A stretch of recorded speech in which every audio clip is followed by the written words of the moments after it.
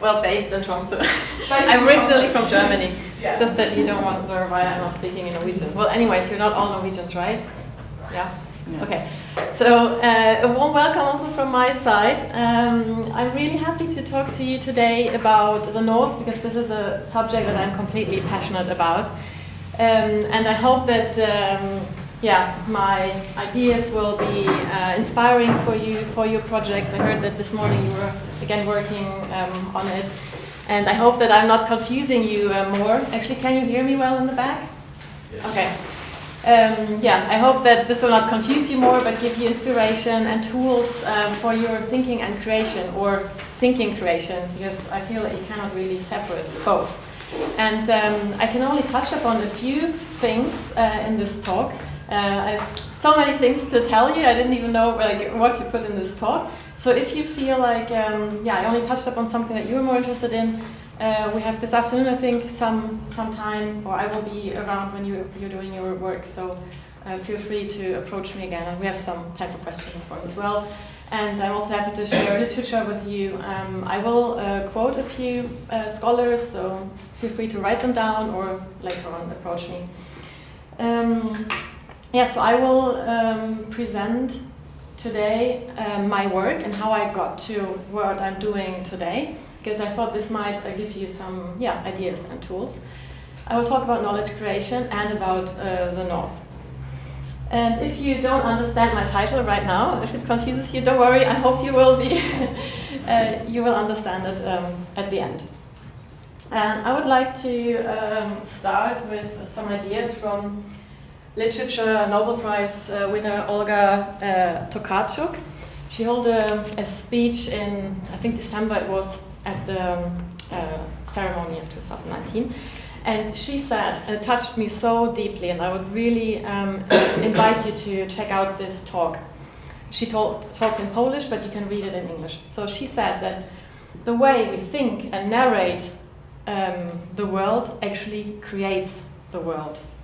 So the stories we tell and the fiction we write, the research we do, is something that becomes imaginable.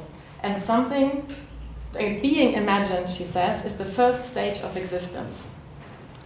So while doing research, you can also see it like this, that we actually create the world where we live in through narrating. So when you do research on a topic, maybe you're not doing it on the topic, but you are creating the subject. So in your case, maybe you're not imagining the North, but maybe you're creating it. So you can also see it from that side.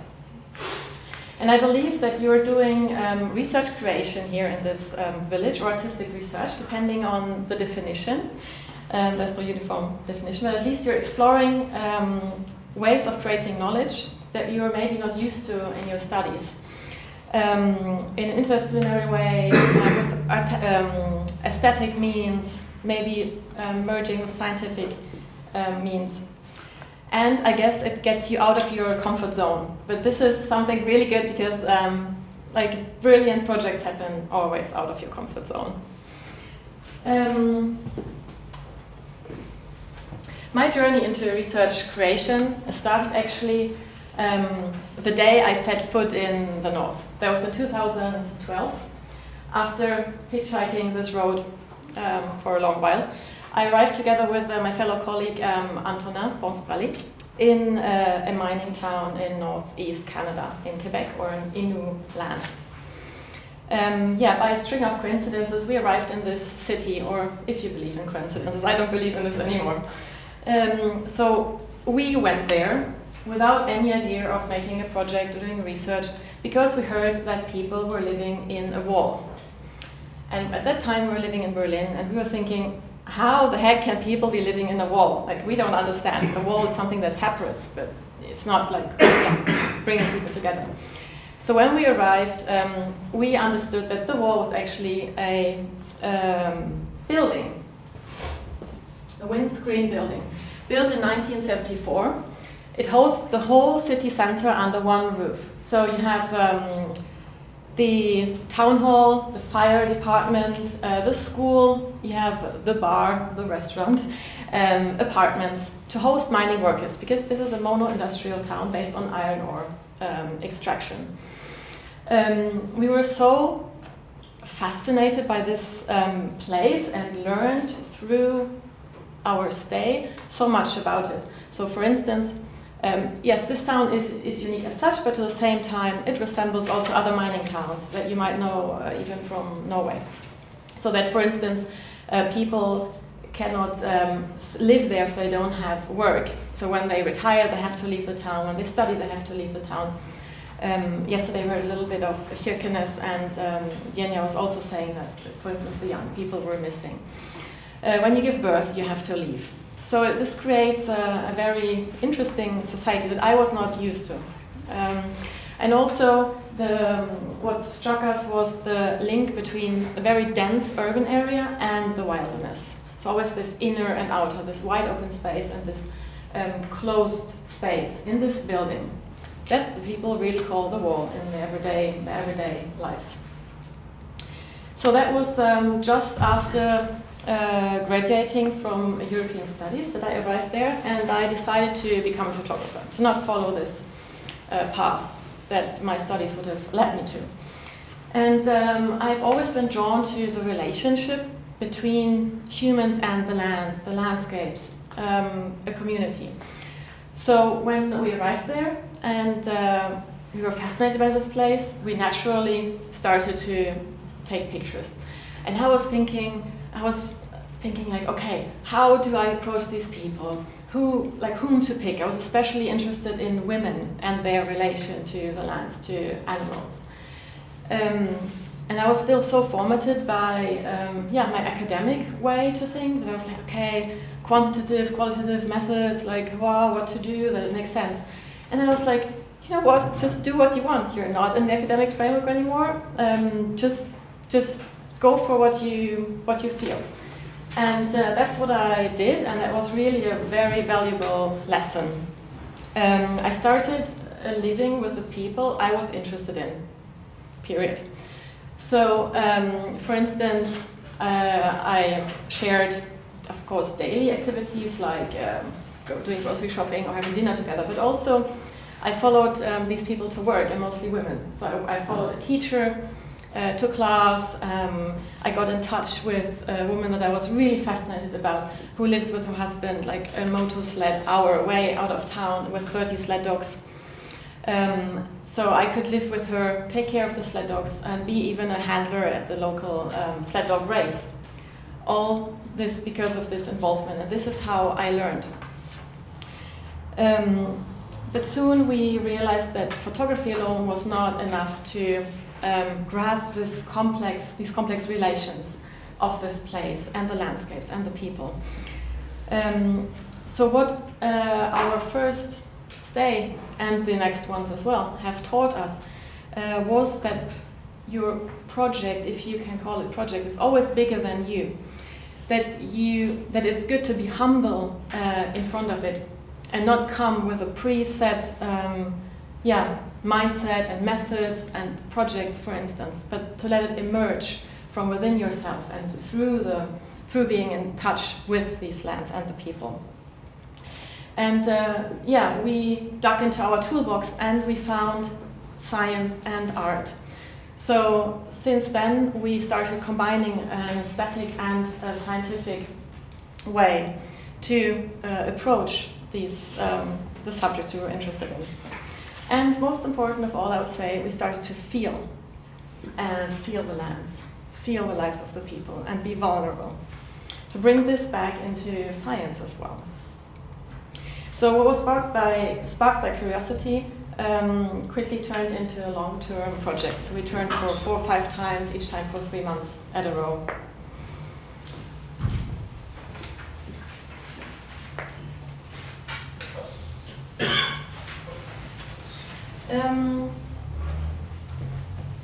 Yes, so this experience profoundly changed myself from the inside, I really have to say. And since then, I am passionate about the North because I was feeling this attraction to it, and well, it was just this particular type of North. I understood that this was just one type of North. But I was thinking, like, what is this North actually about? I also learned about the merits of field work, to really be present, to participate in the lives of people, to understand. And I see it today also as a kind of performance, because you embody and you perform in the landscape. I've also developed a close relation to my camera. So this has its personal story that I'm not going to go into now. So I'm working with this analog camera with 12 pictures on my film that helped me to create my own philosophy and use of photography. So my camera acts today as a compass to maneuver between invisible and visible spheres. And it's a door opener into people's homes and houses. So without this, I would be just a random girl saying like, hey, could I live with you? You know, everyone would be like, who are you? But, you know, with my camera, I actually get like it's a passport really into people's lives. And Antonin, he used to say that actually photography is an excuse to live. And this is really what it is about. Without this, you would not be able to maybe, or with another means, to access this kind of personal realms. And also, I developed the portrait at the heart of my work. And the portrait is something I see in a very wide way. So I'm not only interested in the human being, but also in how the landscape, the lands relate to that person. So I see the person, for instance, in the landscapes, in a tree, in an animal.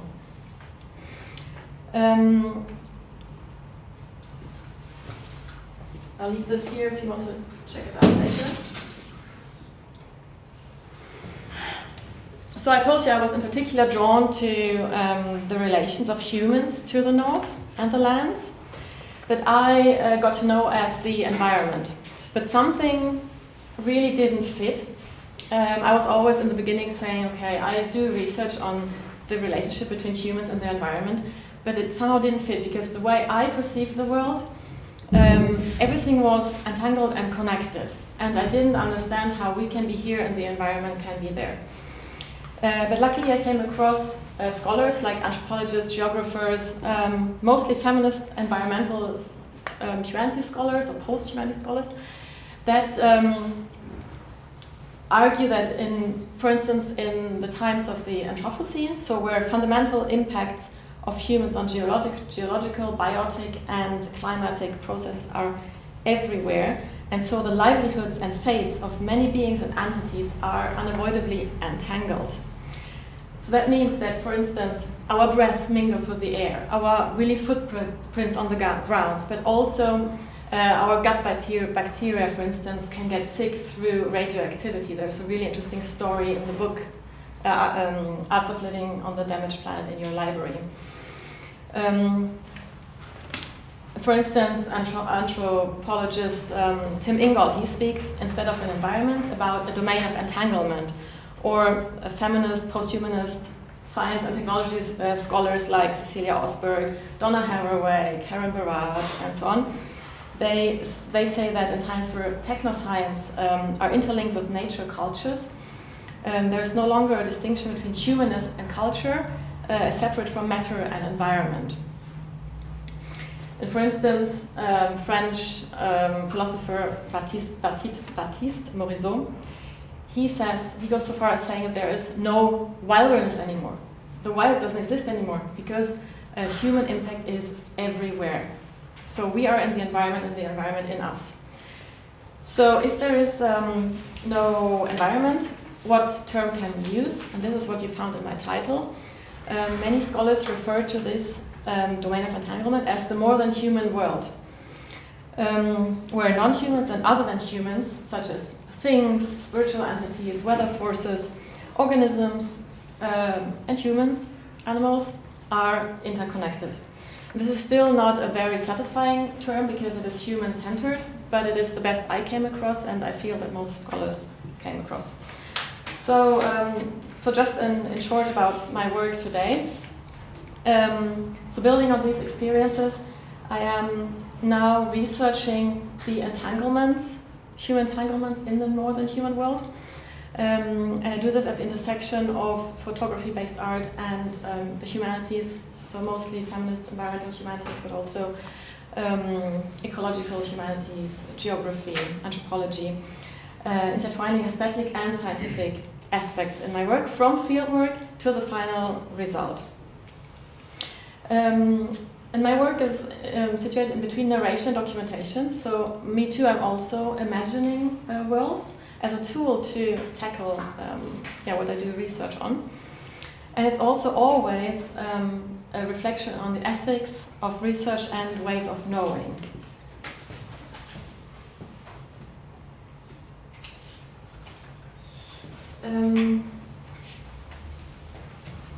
So an underlying question in my work is, how can we do research with and for a more than human world in all its entanglements, and to create knowledge that contributes to a sustainable world?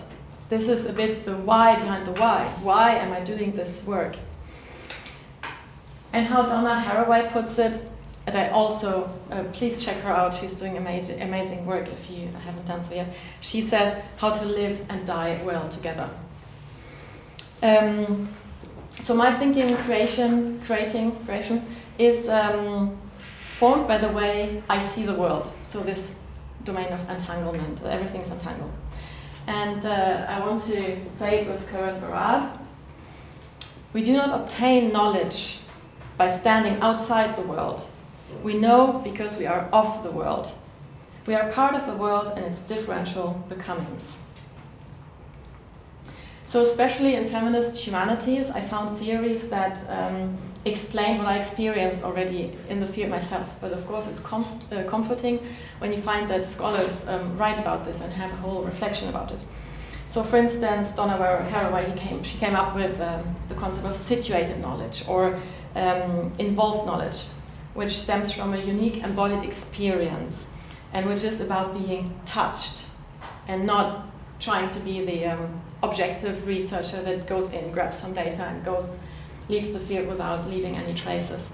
Or Tim Ingold, also someone that I can recommend you to check out. He talks about the science of correspondence. He says, by observing with all senses the subject of study, the observer and the observed become indistinguishable. The researcher is transformed by the experience. There's also a theory called standpoint theory, or situatedness, which takes into account where you're coming from. So I'm aware that I speak from a Western perspective, from a German perspective, from a Southern perspective towards the North. So it would, for instance, be interesting also for you to hear an indigenous person speaking about the North. So I am aware of it, but still, I'm still deconstructing my thoughts, and this is a very, it's a lifelong process, I guess. And here we also come to the thinking with. This is Maria Puy de la Bella Casa, who wrote a really interesting book, Matters of Care, who, basing her thoughts on Haraway, elaborated on thinking with your subject of study instead of thinking for. Also as a decolonial or post-colonial way to do research. And here also I recommend you to check out some indigenous methodologies.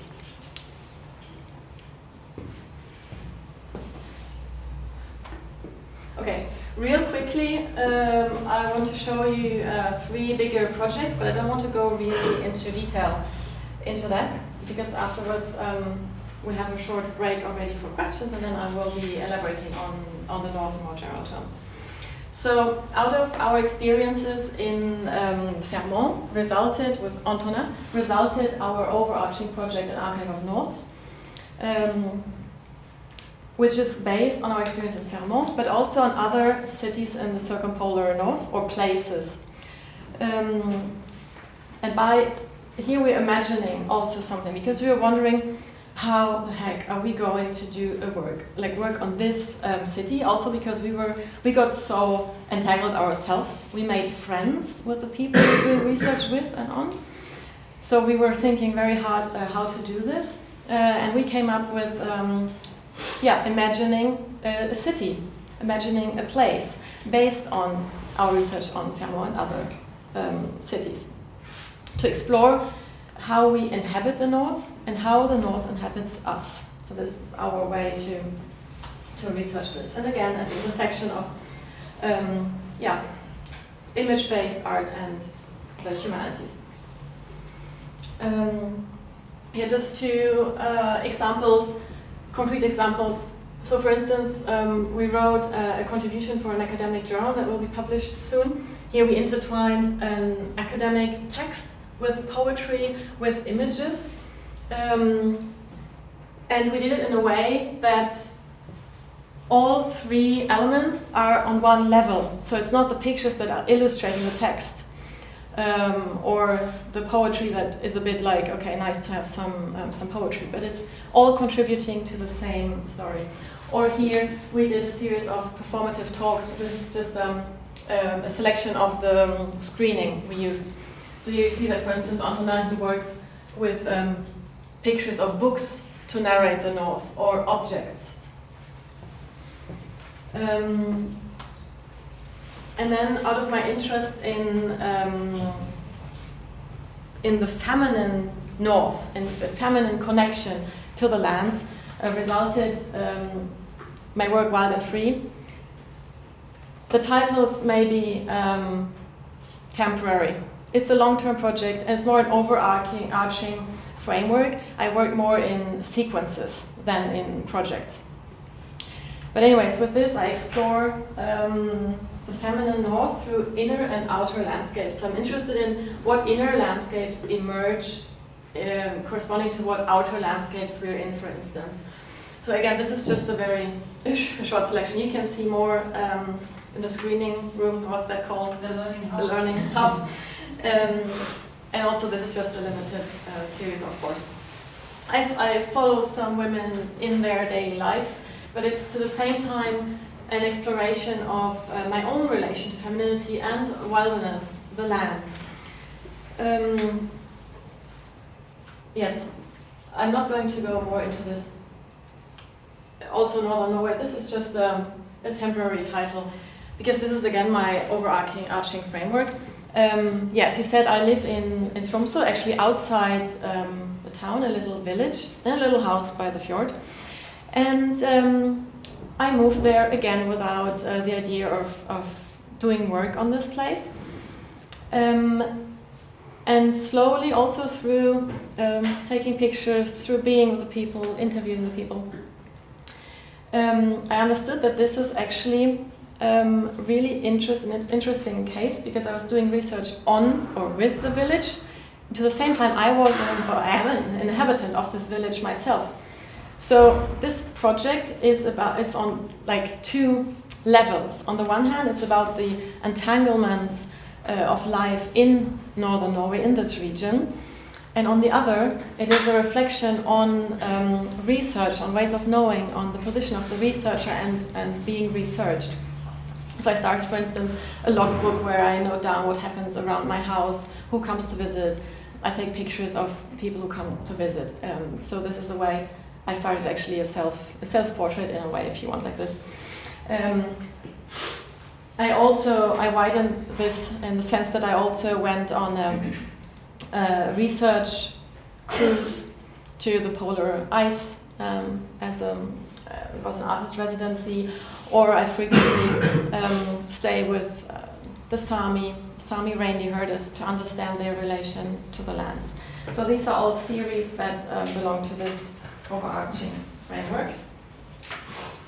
And now I thought we have a short break, in the sense that you can ask questions, or that we split it up a bit, because the other part will be more on what is the North. So if you have already any questions or ideas, you can, What was your inspiration for starting these projects? Shall we open the door a little bit? Yeah. Is it warm? So as I said, I never sit on my desk and create a project and then go to a place. which is maybe the way that usually artists are made to do their work, because they have to apply for funding, for instance, and to create a project first. But I always go first to places and then let it emerge. So the inspiration comes through living in the landscapes with the people, by encounters. It's always encounters. Encounters with my camera, encounters with the people, with animals. Yeah. Does that answer your question? Yes. Yeah. Yeah. How do you get the funding? Yeah. That is really complicated, because I'm so dedicated to my work that I just do it. I'm not waiting for the funding. So I always see afterwards how I can get my money in, and I also sometimes have part-time jobs. I apply for funding when my project is already a bit set up. I sell my artworks because I have one foot in the art world and one foot in the scientific academic world. I also have several income streams at my disposal. Like for instance, writing articles, giving talks, things like that. But yeah, it's not easy. But since I'm so passionate about it, I just do it. Yeah. What are the biggest difficulties you think with having one foot in scientific and one in artistic? So first of all, I think it's merit, because I feel I have a stronger basis than someone who is just in one discipline. I have the feeling I'm more open to new ways of knowing, for instance, to use different methodologies. But it can be difficult if you're in the traditional systems, like the art world. In the art world, I'm more like the scientist. In the science world, I'm more like the artist. Sometimes I don't fit in any of the worlds. That could be a challenge. But in general, I think it's rather a positive thing to move in between the worlds. Yeah? When it comes to the relationship that people have with the environment, so would you say it's more like people fighting against the environment? Because the environment can be quite hard, right? Or is it more like, I don't know, like you're inhabiting the environment, and is there differences between genders as well in the relationship yourself? Yeah, so this is a very complex question, because the North is not a uniform thing, and this is what I'm going to elaborate on afterwards as well. For instance, Tromsø is a very comfortable North. People are well off. It's actually a very mild climate because of the Gulf Stream compared to what I'm used in Fermont in northern Canada. Although in Tromsø we're higher in latitude. Yes, we have sometimes some harsher conditions for people that are not used to that, but it seriously is very comfortable. The roads are cleared, for instance. So it's a completely different experience than in northern Canada. Or then, for instance, if you ask a reindeer herder that is with his herd, for instance, in other regions. Or again, if you ask someone who lives in Russia, he or she will have a different experience than in Norway or like in Scandinavia or Canada or Greenland. What I see, for instance, on the Sami side is that they have to fight a lot against resource extraction and, for instance, windmill projects on the grazing grounds or the calving grounds of their reindeer. This is something they fight against, but they, for instance, live rather with, okay, you can of course not generalize the Sami or indigenous people, because most of them are not living their traditional ways of life anymore, but some of them, or in their traditional ways of life, they are rather connected to the environment, live with it. I say environment again, with this more than human world, and are adapted to it. In Fermont, what I see is that this is a society of extraction. They live off extracting the lands, whereas the people that live outside town rather live with the lands and with the climate that they find. So with their sled dogs, for instance, they have sled dogs, they adapted to it. So this is very complex, and I think you have to see really for each region or for each community. Yeah. Yeah? Did you use the same camera and access for all the passport? Yes. Well, in the beginning I had a different camera, the same type of camera, but it was a Yashica, this is a Mamiya. So it was the same type of camera, but it was limiting at one moment because it was like the model was not as good as the one I have now, and because through my approach I got so close to people, like physically, for instance, if I wanted to take a picture of you and I was here already and we established already trust, I could just take my camera and take a picture and put it away.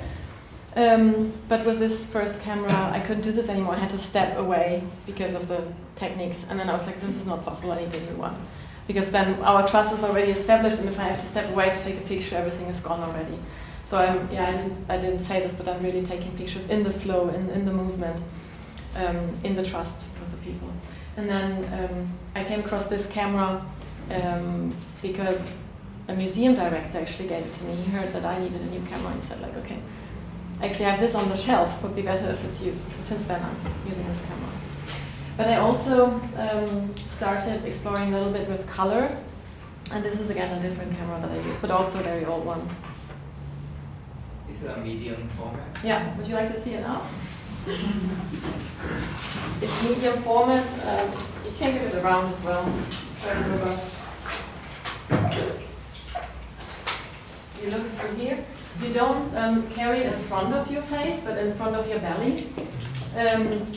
So for me, this is actually really helpful to connect intuition with photography, because for me, actually, I don't see, I feel. Of course, I somehow must see the picture because I frame it, but it's very in an unconscious way. You can also give it around if you like. It has already lived through many things. Yeah, so actually this is a way I feel I connect more to the people, because I can look into the faces and I don't have like a camera interfering. And also it links with my intuition, because you say that the second brain is in the guts, right? So I have the feeling that the situation I am in goes through me and through the camera. This is the way I take pictures. This is why I say I don't see it, I feel it. And also, I don't think I can really take credit for the pictures I take. I feel it's, yeah, I'm more like a medium, and the rest is my camera that is doing it. Like, it really has a personality. Like, yeah, it's my little partner. Yeah. I'm just curious, do you ever experiment with other mediums or just photography? Yes. For instance, with Antonin, we did a sound work. But that came from the fact that we had a project at a photo festival in Arles in south of France, and we were thinking photography was so omnipresent and you get tired of looking just at pictures, you're not engaging anymore. So this is why we thought we should do a sound work on the work of Fermont and an installation, so that people can go in and listen and have an image emerge from inside instead of coming in from outside inside. So that was just a way to reflect on the image. So we did the sound work. But other than that, I really use photography as a basis. Last year I started experimenting with collages, because I see the landscape as something multi-layered. As I said, I see the people in the landscapes, the traces of the people in the landscape. But it's also photography based. And I have one example. Yeah, so what I show you now is more like my black and white work, but I think at the end I have one of my collages that you can see. Yeah. Lena, just a question. You were speaking, we were chatting yesterday about being a self-taught artist. Maybe you could expand on that a little bit. Yes. Also maybe that notion, because it's like within the EIT village, it's very much about how do you find a form, no? And to express ideas. And it's so interesting that you're going through poetry, through academia, through performance, and this sort of multidisciplinary expression. Yeah, there's performance as well. Yeah. Well, I don't know if it is performance. I'm not like at all trained in performance, but I feel that sometimes what I do or we do has a performative aspect to it. Yes, so I have a background in European studies, as I said, so I'm more rooted in the humanities and social science, anthropology. And after my studies, I decided I said, okay, I'm a photographer, which I don't feel now I am at all. I'm an artist working with the medium of photography. It was a really long way and to come to where I am now, and it's not at all finished. I haven't arrived anywhere, and I think it's a lifelong process. I think no matter if you call it art or science, or it doesn't matter, it's just words, or the disciplines, for instance, you use. I think the most important is that you think about why you are doing what you're doing and what you are doing, what you feel drawn to. I felt drawn to this medium, taking pictures through this camera. I don't care that it's called photography, or I even don't care if I am an artist or not. So yes, I'm self-taught, but in the end, and self-taught artist, but in the end, I do what I do. I don't know if that makes sense, but this is how I feel it. I felt drawn to the north, to this connection, especially women and the land. So I just went for it. And I picked the different methods that I had already in my backpack, and also new ones that I could develop from this point onwards. So yeah, at a moment where you're imagining projects and where you're exploring maybe with artistic means or aesthetic means, I can only encourage you to not think in terms of boundaries and disciplines, but just do what you feel and what you feel drawn to. It's a very difficult exercise. Yeah. I think it's very interesting what you're saying now, because when you're talking about the way you do your work and why you're doing it, you have this kind of perspective. I look into how I feel, or at least that's what I'm interpreting from what you're saying, and then I do something. But what is your relationship to the impact of your work in others? Yes. Because yes. I'm curious. Yeah, about very that. interesting. As I said, I always become friends with those I do work on or with. That's a very interesting challenge, because then I'm always thinking, how do they feel? I always think of how do they feel with what I do and what can I publish. But my experience is that the people are always really happy about that someone is interested in them. And in the beginning, it's always a fear of that they could be offended or that I could be too close. But they always, really happy, and no one ever. I'm always asking. Okay, at the moment, I was like, okay, can I take pictures of you? And then I ask again when I develop them, can I publish them, or can I publish this work? So I'm always in close contact. But I'm always thinking of how they feel with what I do, and actually, it's always an exchange. I always become very humble and vulnerable myself. It's always a give and take. I would say I'm not.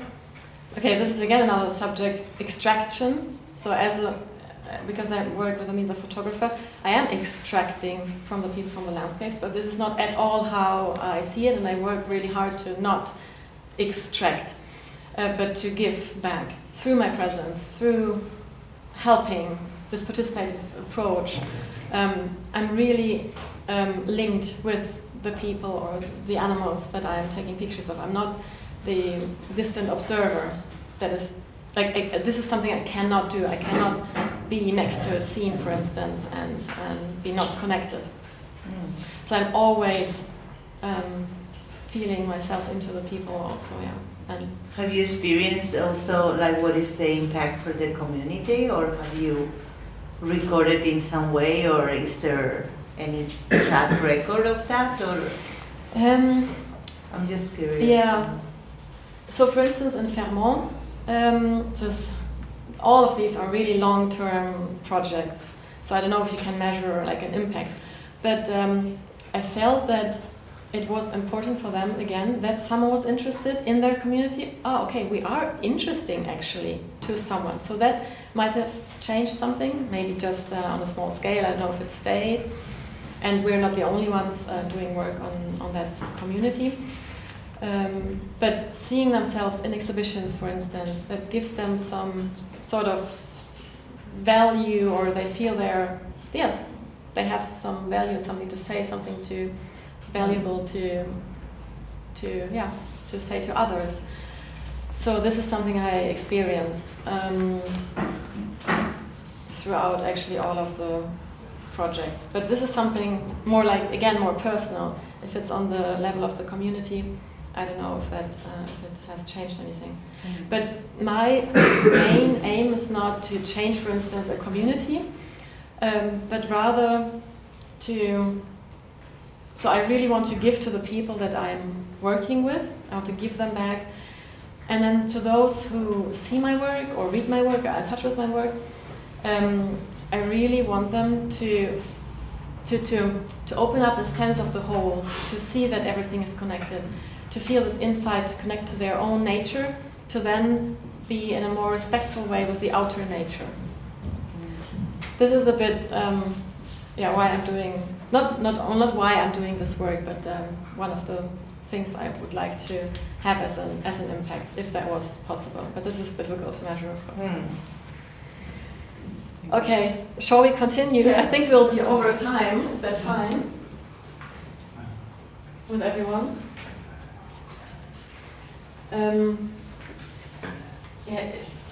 Can we open maybe the door a little more? Or is that Yeah.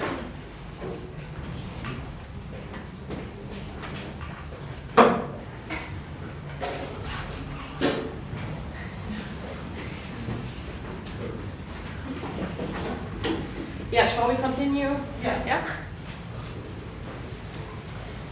Okay, so at a point where you're thinking of the relations with China has with Northern Norway, or in general the Chinese relations with the North, with the Arctic, I thought it would be a good thing to talk to you about the North. What is this North actually about? We use this word, but everyone uses like a different definition.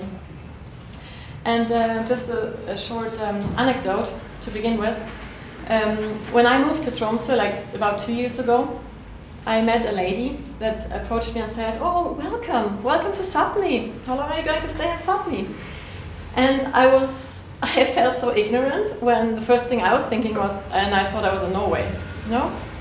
And even, me who is already so much into this interconnectedness and trying to take different approaches into account. So just to say how multi-layered the North is, how differently it can be perceived. And also about the situatedness again. It was again a reminder that I am a Westerner or a Southerner in the North. And that I continuously have to deconstruct this, or there's something I want to, this kind of thinking.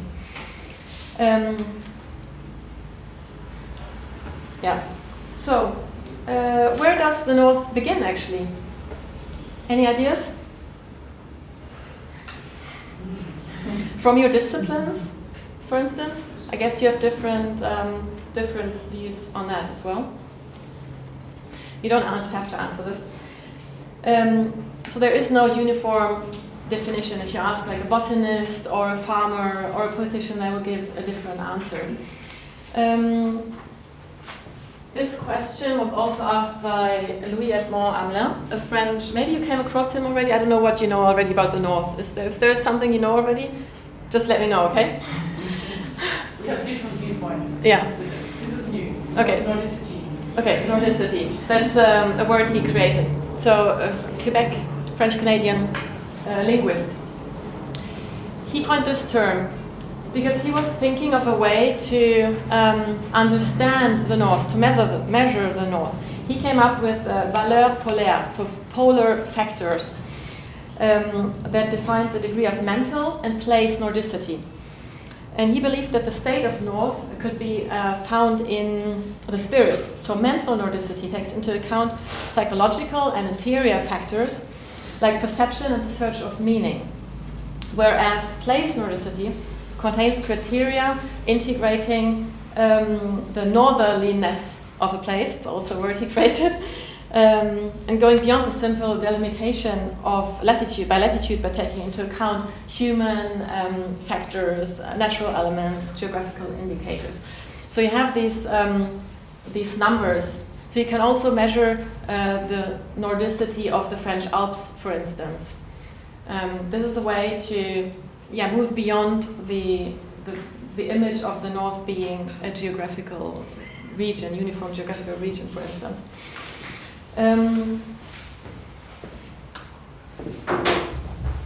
From the ancient Greeks to the explorers of the 19th century, there were two contradictory myths told about the North. On the one hand, it was said to be a place of darkness and dearth, and on the other hand, myths were told about Hyperborea, where a people lived happily like gods behind the north winds. And still today, the North evokes among mostly Southerners images of, to the same time, like a hostile, inaccessible, cold and dark place void of people.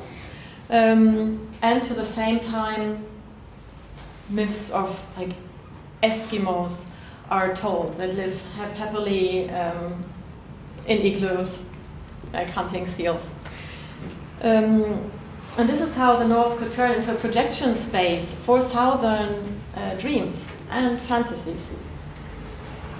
This can actually, or this does lead to concrete policy implications, because the Southerners have way more weight in imagining the North or creating the North than the Northerners. So there are concrete policies on the North that are done mostly by Southerners. Even the capitals are mostly in the southern parts of the countries, like in Norway or Canada, for instance. But beyond the simplified representations as cold or hostile, uninhabited or unknown, the North reveals itself as a very complex, multi-layered space of interwoven geographical, cultural, social, and conceptual dimensions. And as such, it can be apprehended as a territory or a direction by unfolding its historical layers of conquest, or by looking at indigenous relations to the land, as I said earlier. It can also be grasped by its extensions, which are the Arctic or the Antarctic, the winter, the cold world. And it can be studied by a set of places where humans have settled through imagination or experience. And here I was paraphrasing a little bit Daniel Chartier. He's a very interesting literary scholar based in Montreal who has done fascinating work on this. In his groundbreaking radio documentary, Canadian pianist Glenn Gould fictively sent a group of people in a train ride in the Musk, I don't remember how it was called, to the north, interweaving voices, creating an imaginary conversation.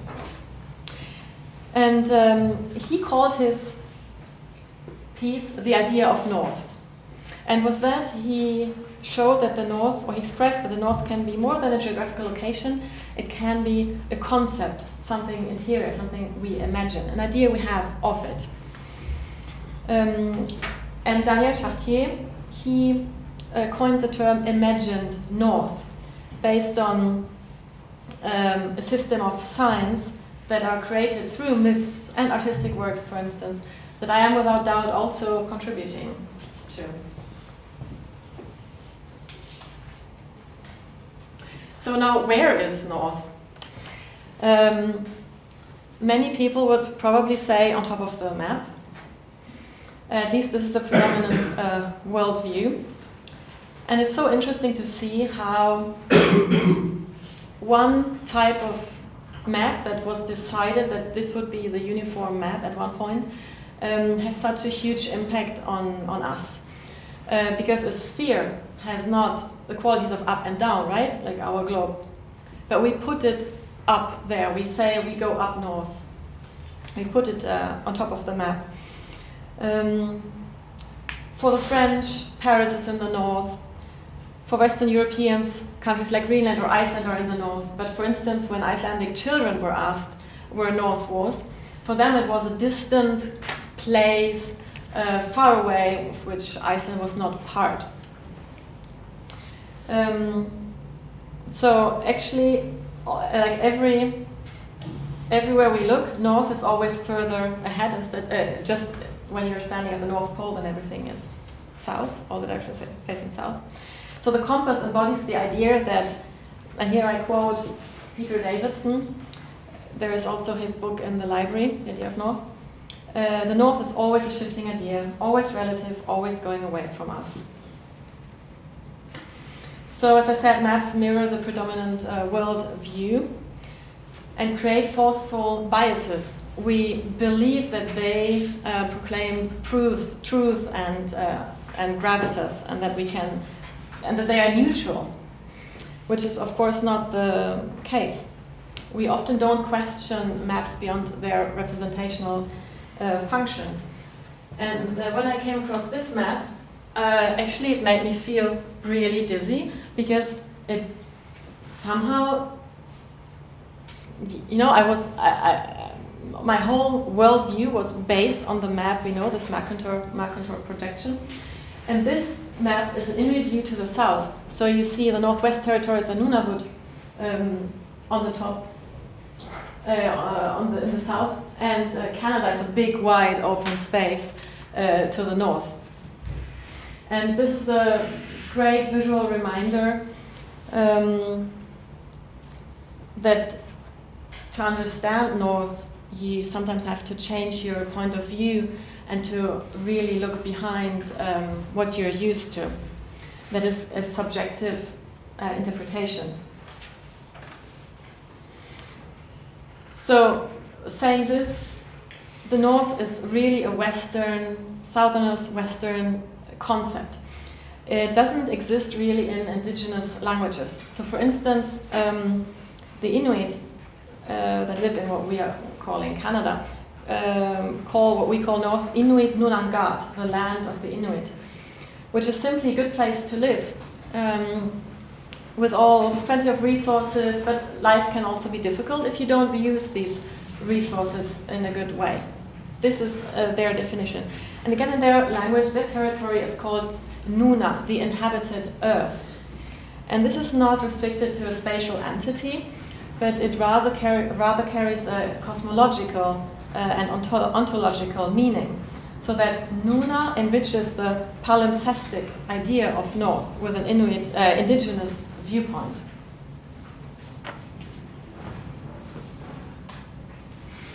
And as you know, because you're engaging with China and its relation to the north, the geopolitical aspects of the north are also very interesting to look into. I will just go briefly into that. So the far north actually becomes the far west through power struggles in this region. The Arctic 5, so the countries bordering the Arctic Ocean, Canada, Norway, Russia, USA, Denmark through Greenland, are all disputing the limits of the Arctic zones as determined in the UN Charter, UN Convention on the Law of the Seas. And in 2017, Russia went so far, maybe you've heard of this, they set up a flag at the geographical North Pole, which is on the bottom of the sea. And Canada referred to it as a colonial land grab, like a colonial land grab of the 15th century. And China, I guess you know already more about this, as a non-Arctic state, has managed to become like a near-Arctic player, an Arctic player, establishing itself as a significant player in the region, mostly interested in the shipping sector, natural resource extraction.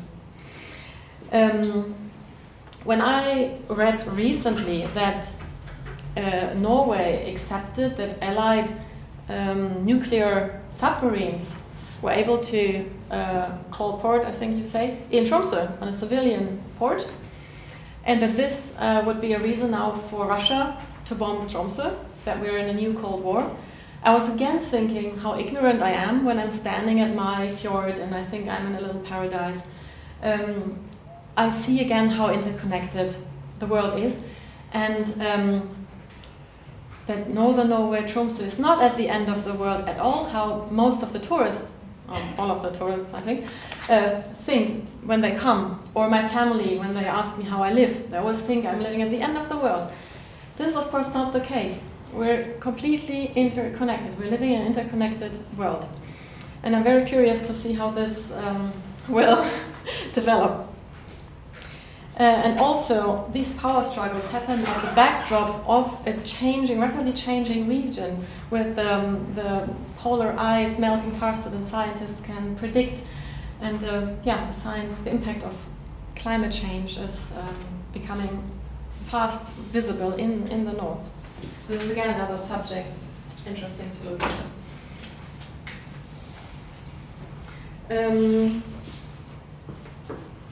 Is it okay if I continue a little bit? It's already 11:30. Okay. Yeah. So, one of the characters in Glenn Gould's, if you need a break, just go to the toilet to sleep. One of the characters in Glenn Gould's radio documentary is a gold digger, and he says that the North is like a gold rush. It's not about the gold; it's about finding the gold.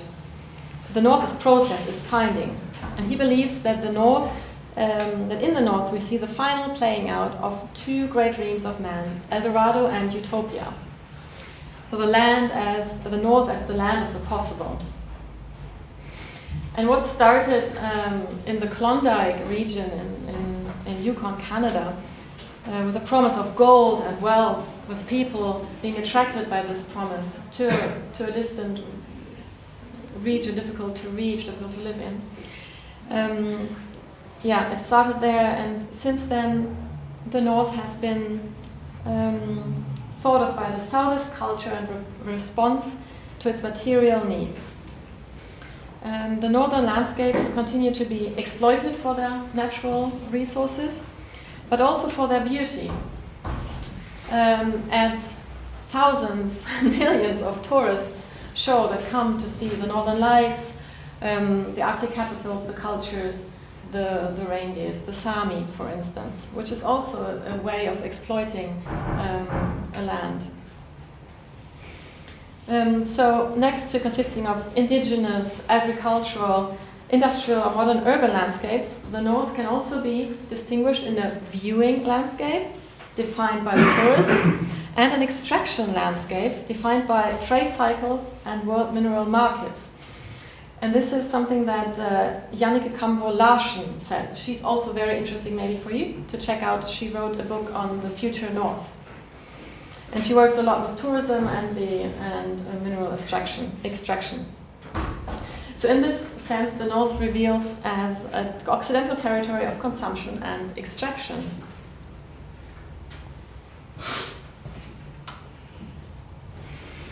But in an often traditional indigenous worldview, where all beings are connected, the tree with the land, with the house, with the people, the earth is perceived as holy and not being able to be owned or to be dug into. And more than that, the impact of mining projects, of pipelines, of windmill projects have posed challenges to the traditional way of life. So for instance, contaminated soils or railways running through migration territory, as I said earlier, for instance, the Sami population or other indigenous population in Russia or Scandinavia or Canada.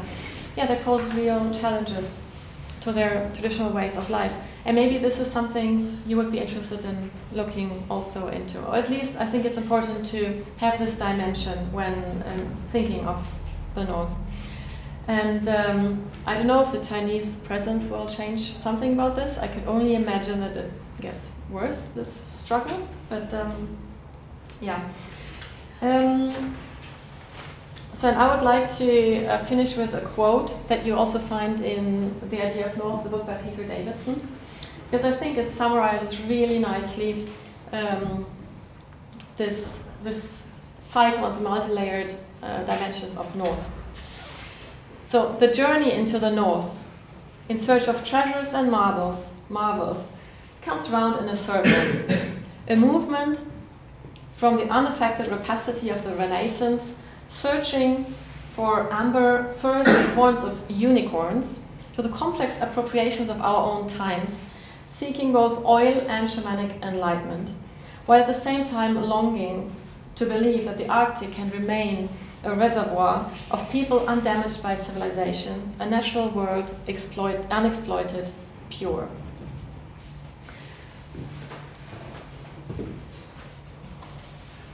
This is one of my collages. So I have, in conclusion, I've talked a little bit about my work, how I got to my work, what knowledge creation, and about what the different dimensions of North can be. So how can you possibly engage with this complex world? And in my point of view, I think it's important to have a multi-dimensional viewpoint, or to be open for different ways of knowing, to not have a preset mindset, but be open and see what your project actually maybe needs. Also to be touched and not believe the myth of a researcher that can go in and leave without traces. That's my point of view. And also finding your very own way. It's a long process and a lifelong process, but I think this is the most sustainable what you can do. Not follow others, maybe imitate others in the beginning to get going, and then find your own way. And there are many scholars that agree that we need new kinds of storytelling, new kinds of storytelling practices for inquiries and frameworks that are more apt to understand this entangled world we live in times of trouble, as Donna Haraway would say. And I hope that I have inspired you to think with the North instead of maybe for the North, or do research about the North, to be, create, and know in the modern human world. And yes, I would like to invite you really to feel, to ask yourself, what is the reason that I'm doing the work that I'm doing. And of course you're studying right now, but I hope you're not studying for studying. You contribute with your work. There is an indigenous nation, I don't remember the name, that talks about the medicine of your work, that we all have some medicine to give to the world. And I think it's really valuable to think in these terms, because then you get away from your small problems, like your individual problems. Okay, but how am I going to make a living? But what will people think about me, or whatever? And then this is a way to really go deep into a work that is helpful to the world. Thank you very much.